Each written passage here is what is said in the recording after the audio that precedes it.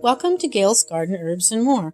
Okay, I wanted to show you my seed box after I got it organized, and somebody had fixed this for me. It's an old box they put together, and they put G for Gail and Gail's Garden. And then I have these little extra side things that I put extra envelopes, because you'll see what I do in a minute. And then I put other stuff over here. But it was really easy today because I was looking for some sugar pea seeds, and I didn't have to go through all my vegetable seeds or anything like that. I grabbed the folder that had my cool weather vegetables. Let me show you. Okay, so I just opened this up. Now, what I'm thinking of, because sometimes these kind of slide over, if on this part of it, if I made little slots, kind of measure it to my envelopes, because I'm using envelopes to put my seeds in. So, and I could put them in that slots to hold it, but I don't know if I'll do it. This works. But anyway, yeah, I found my snow peas, and I think I'll plant some spinach too. This is all my cool weather crops. Beets, I don't know. I love my beets, but I don't know if I would have a chance for them to get up for the bugs came out and all of that. Maybe. I might try some. I can't seem to find any beet seeds online, and I have very few left. I've never collected my own beet seeds. I might let one of my beet plants go to seed and see if I can get some seeds from it that I've got out in the garden right now. I just don't have very many beet plants, so we'll see.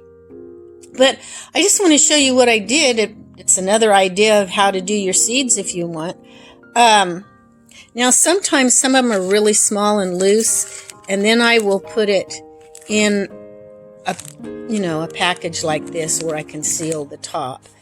But yeah, it's really nice. The other day I came and grabbed my carrot seeds, and it's just really handy. I don't have to hunt through 100 million different envelopes looking for what I want. So yeah, just regular letter envelopes. And then, like I said, if there's a lot of little seeds in a way that it might slip out after it's been opened before, then I'll put it in a plastic thing.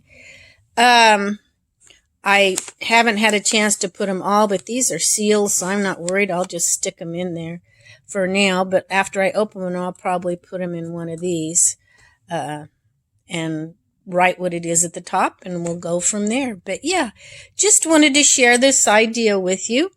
Hope you enjoy it. And, seeds are an awesome thing. I've got more seeds than I realized. I've got quite a few seeds.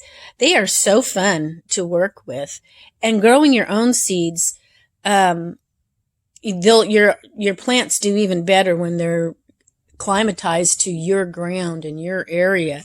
So if you can save your own seeds, that's really, really good. Jesus gave an analogy of seeds in one of his parables. The seed, by the way, I think is what a lot of people call it, where the different seeds, some came up in rocks, some came up in thorns and different ones, and then some came up in the good ground.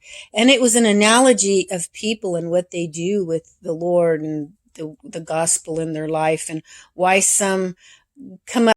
So as we go through and sort our seeds or pick seeds out that we're going to be growing for early spring, or even thinking about, what we're going to plant this summer and ordering new seeds or whatever it is, I want you to think about the idea of seeds, and not only the seeds physically, but the seeds of the gospel that you've picked up here and there. That seed, do you have that seed of belief? Do you have that new life coming from that seed? How are seeds growing? How's your life growing? Are you spreading the seed? If you're a believer, are you spreading the seed of the gospel to others? Just some different thoughts to ask ourselves and question as we're working with our seeds this year. Anyway, enjoy. It's always fun dreaming with our seeds and thinking of how it relates to us in the spiritual realm as well. Bye now.